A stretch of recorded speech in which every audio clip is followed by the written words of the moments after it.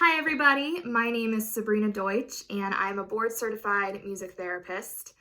I am excited to be here virtually with you all to give a little insight into what music therapy is, the benefits of music, and leave you guys with a little homework that hopefully can bring some mindfulness to your day. So first of all, music therapy is the use of music to address non-musical goals. We work in a variety of settings, from hospitals to schools, outpatient therapy clinics, and even in the home. And we work with everybody through the lifespan, from newborns through school age years, through hospice, and through times of death. We're there to support the families, we're there to support our clients, and build that relationship to be able to address goals that they want to address. As music therapists, we really tailor what it is that we're doing, the activities that we're choosing based on each individual client. Some of the goals we might work on might be related to language and communication, socialization needs, physical needs such as gross motor skills, walking, or fine motor skills like grasping pencils for kids or forks for those recovering from stroke. We can work on pain management, stress relaxation, and basically whatever it is that our clients need in that moment, we're able to provide through the use of music. Within our sessions, we love to do active music making. We do a lot of songwriting, lyric analysis, drum circles. We might learn an instrument or sing and just do what we need to do to express ourselves, but also work towards the goals that we've set out in the beginning of our treatment. So, how does music really affect us and our brain? It's an amazing process, and I'd love to share a little bit of it with you guys. When we listen to music, multiple parts of our brain are activated and fire at once. It activates multiple parts of the brain simultaneously. So when we listen to music, we're able to address both sides of the brain at the same time. An article in the Harvard's Men's Health Watch back in 2011 gave a great description of how music interacts with our brains. They stated, a small area in the right temporal lobe is essential to perceive pitch, which forms the basis of melody and harmony in music. Another nearby center is responsible for decoding timbre, which allows the brain to distinguish between different instruments or sounds that might be playing the same note. A different part of the brain, the cerebellum, processes rhythm, and the frontal lobes interpret the emotional content of music. Music that's powerful enough to give us the chills can light up the brain's reward center, much like pleasurable stimuli like chocolate or a delicious fettuccine alfredo. So knowing that the brain responds so actively to music, and we can use that to our advantage and use it as a tool to influence our thoughts and emotions.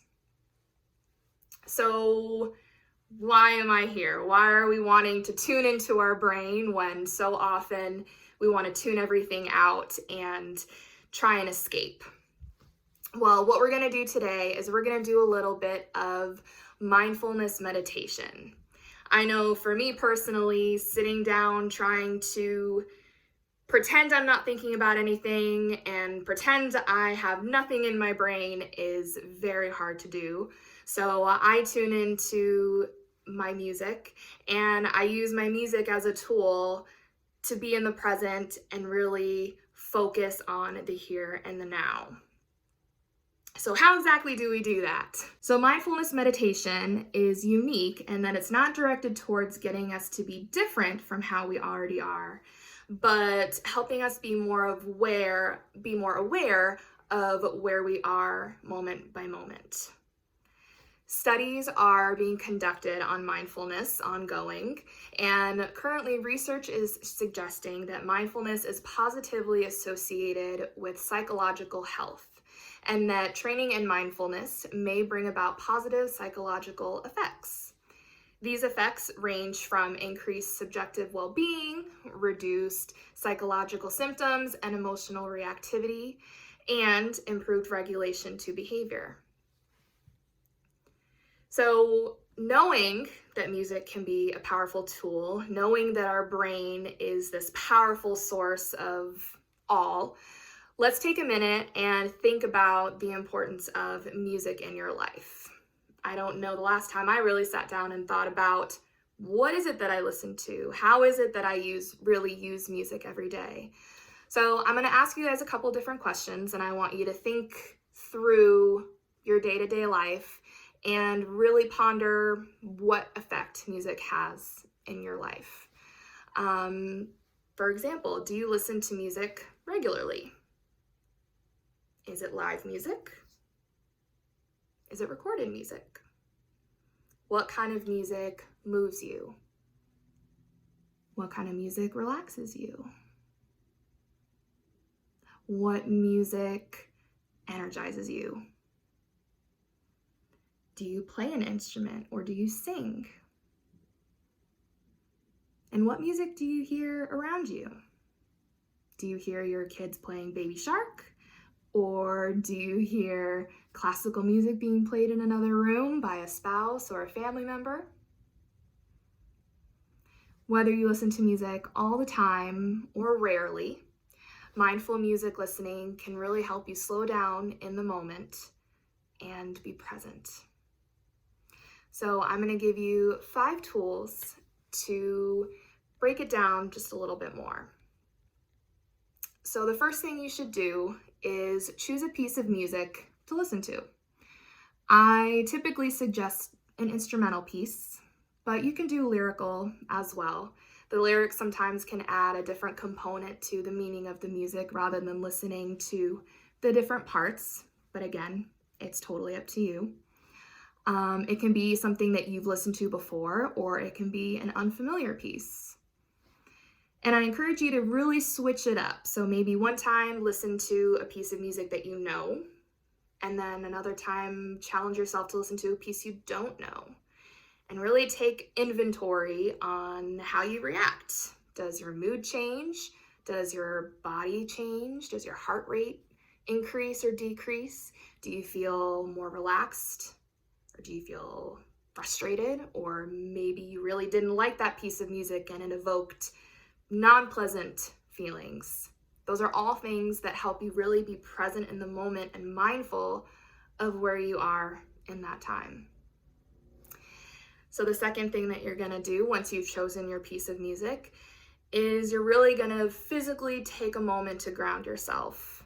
No matter where you are, you can be in your car, you can be in a doctor's office, you can be at home laying in your bed, you can be sitting on the floor, and really just take a deep breath out through your mouth a few times. Notice your body, notice how it feels.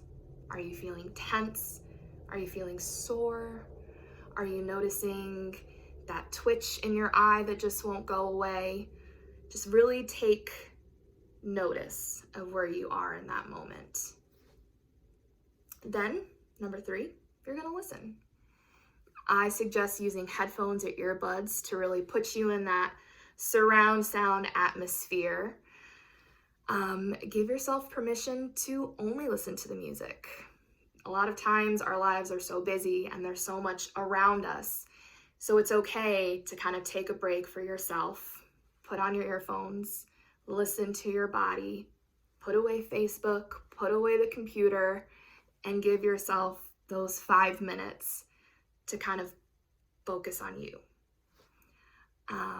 It helps if you close your eyes. If that's challenging, then it's likely because you really need a break. So listen to your body in that moment saying, we need this break. Try to close your eyes, put yourself in that place to really listen. Number 4, you're gonna notice. So you're gonna start listening to the music and without judgment or criticism, listen. Listen to the music, listen to the body, listen to the pace of the music, the sounds, the instruments, the shifts in volume. Notice if any parts of your body start to fire. Sometimes for me, when I'm listening to something and I'm really, really focused, I notice that my calves kind of tighten up. So I have to be aware my calves are tightening up. I really need to relax and I need to focus on what I'm listening to. Notice any thoughts or feelings that come up. Perhaps the music is associated with a memory. Perhaps it makes you feel a little bit anxious. Maybe you don't know the music you're listening to and you're not really sure what's going to happen next. Is something going to be loud? Is something going to get quiet? Are you going to hear an interesting lyric? Pay attention to that. Again, without judgment or trying to make yourself think something different. Just be cautious or be aware of what it is that you're thinking. And then let those thoughts pass through. We're not going to focus on those thoughts. We're not going to harbor on them. We're not going to be angry at ourselves that we're feeling frustrated or be angry that we're feeling this. And if you get other thoughts of things throughout the day, you might acknowledge them briefly and you let them go and you bring your attention back to the music that you're listening to. And then step 5 is you're going to reflect. Take a moment, breathe, check in with your body, take notice of your breath, see if your heart rate has decreased, has your breathing decreased, is your body more relaxed? Do you notice any shifts after listening to the piece of music? Do you feel motivated? Do you feel like you want to take a nap? Do you feel calmer? And think about maybe what you want to feel. Maybe next time you choose something that might be a little bit more uplifting or might be a little bit more energizing or might be a little bit more relaxing and calming. So just take in that reflection and process it and just be okay with what is. So with that in mind, I want us to really practice some of that active listening today.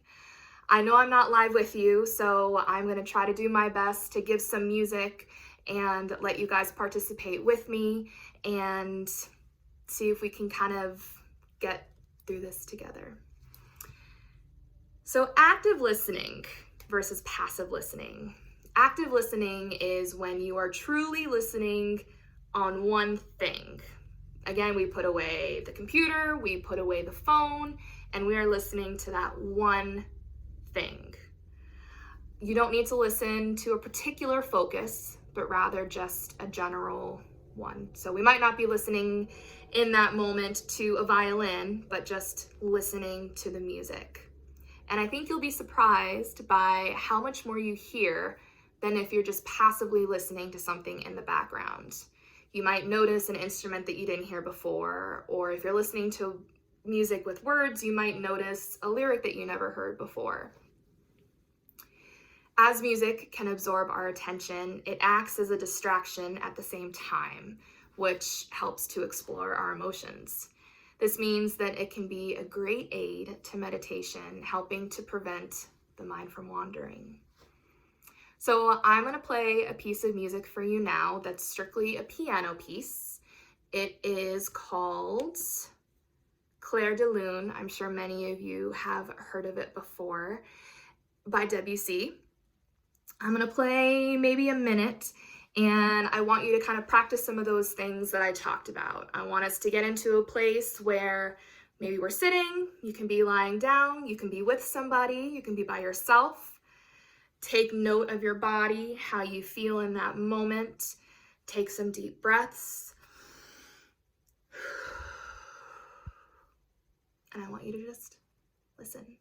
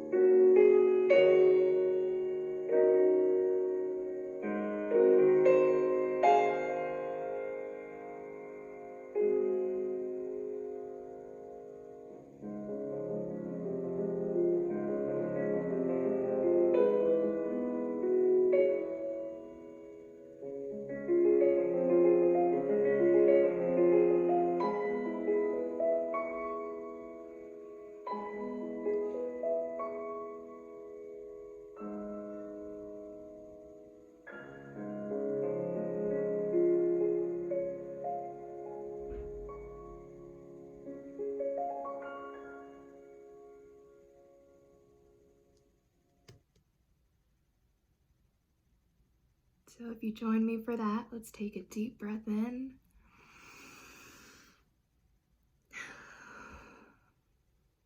And follow our suggestions and reflect on how you feel. I was only going to play a minute or two, and I got swept up in the music and felt it had a really great rise and fall. And I wanted you guys to be able to experience that too. So just take a minute and tune in to how you feel. Do you feel a bit more relaxed? What did you notice? What did you hear?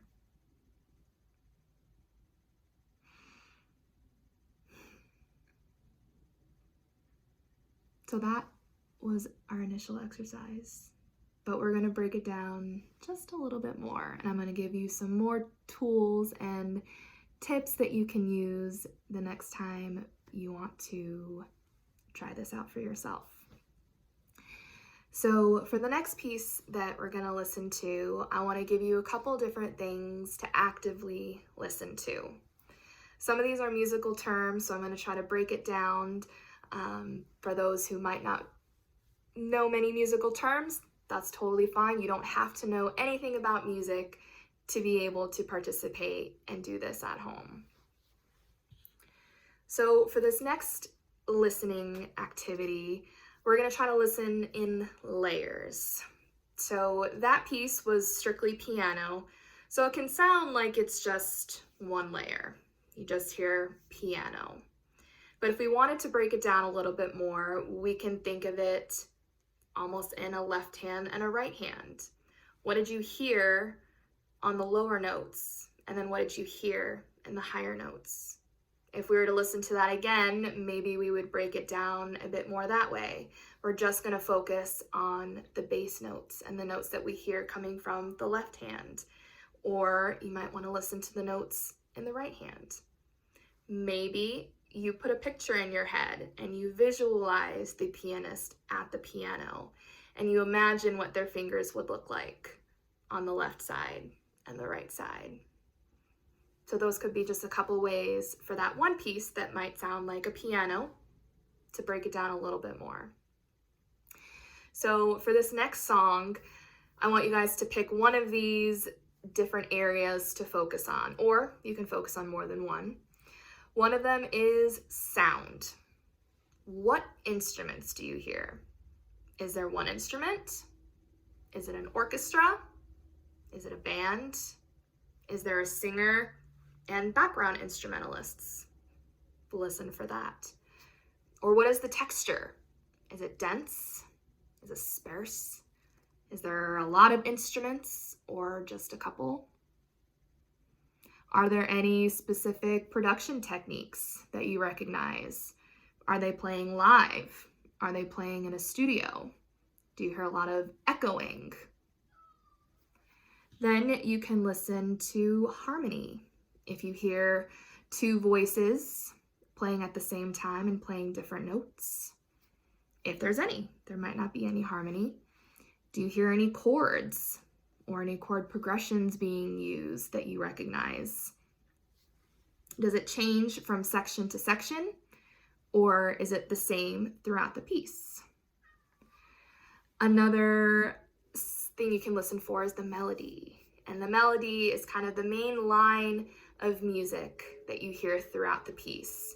So for Clair de Lune, the melody probably would have been ding, ding, ding, ding, ding, ding, ding, ding, ding. That would be an example of the melody. So listen for that. Does it stay within one instrument, or does it pass through different instruments? In the orchestra, for example, the violin might start with the melody, and then we might hear it in the bass section, or then you might hear the flute have the melody. So listen to see if you can follow where it passes or if it stays in one instrument. Does it move stepwise? Does the melody kind of go dun, dun, dun, dun, dun? Or does it make leaps where it jumps a lot in the notes, going from high to low, high to low? And then does it change? Does it stay the same? If you just want to focus on the melody, listen for the melody for the whole piece. What do you notice? Does it stay the same? Does it change? Does it pass? Then you can listen for the rhythm. Are there rhythms that repeat, or do they happen once? Does the tempo or speed change, or does it stay the same? Clair de Lune was a pretty steady tempo throughout. It accelerated a little bit in the middle, and then it kind of returned back to its beginning section. What instruments have the most rhythm? A lot of times we think percussion, the drums, have the most rhythm in instrumental pieces, but that might not always be the case. The piano held the most rhythm in Clair de Lune. And then if you're listening for the rhythmic instruments, what are the non-rhythmic instruments doing? So in Clair de Lune, for example, we had the right hand doing most of the moving, and the left hand was kind of giving some of the downbeats and some of the steady, more steady notes. Then you can listen for the form of the music. How does it evolve over time? Typically, music kind of has an A section, a B section, and that typically returns back to the A section. So again, if you listen back, we had our ding, ding, ding, ding, ding, ding, and then it went to the middle where it had lots of those running notes, which I can't sing very well, and then it returned back to the beginning melody. So that was its form. What defines one section over the other? How does that middle section sound different from the beginning section? Pay attention to that. And then, do some instruments play in some sections and not others? Or does it stay the same? So I'm going to play a different piece of music right now that has a bit more instruments in it to kind of challenge some of those different things. I encourage you to go back maybe and listen to Clair de Lune and see if you can incorporate some of those things as well and see if you notice something different. So the next piece that I'm going to play a little bit of is the Piano Concerto No. 2, Movement 2 by Rachmaninoff, who is one of my favorite composers. So this is a beautiful piano concerto played with an orchestra. So I encourage you to listen to, maybe you pick out the violin and you're just going to listen to the violin, or you're just going to listen to the piano and really focus on that and let your mind be present. So we're going to listen to a little bit of Rachmaninoff.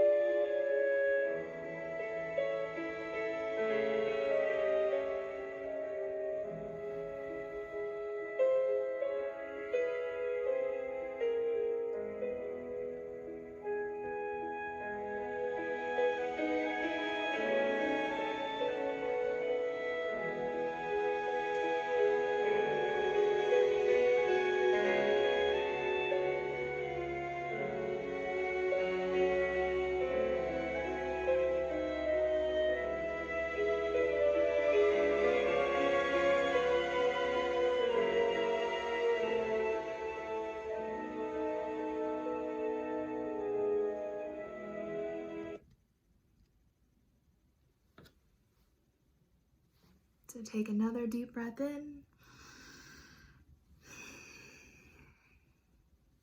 I love that piece. There's a lot to unpack and really listen to. There's a lot of movement that happens, a lot of really great pieces to pick apart and focus on. So that's a piece that I love to listen to do the same thing, is really listen for the blending of the instruments, how they pass from one instrument to another instrument. Starts with the flute and then it blends to the clarinet. So a lot of really great things to help tune your mind into what you're listening to. So I hope some of those techniques will be helpful for you in your own practice of mindfulness. Another thing that I really love to do is think in colors. We tend to associate red with anger, or blue with calm, yellow with happiness.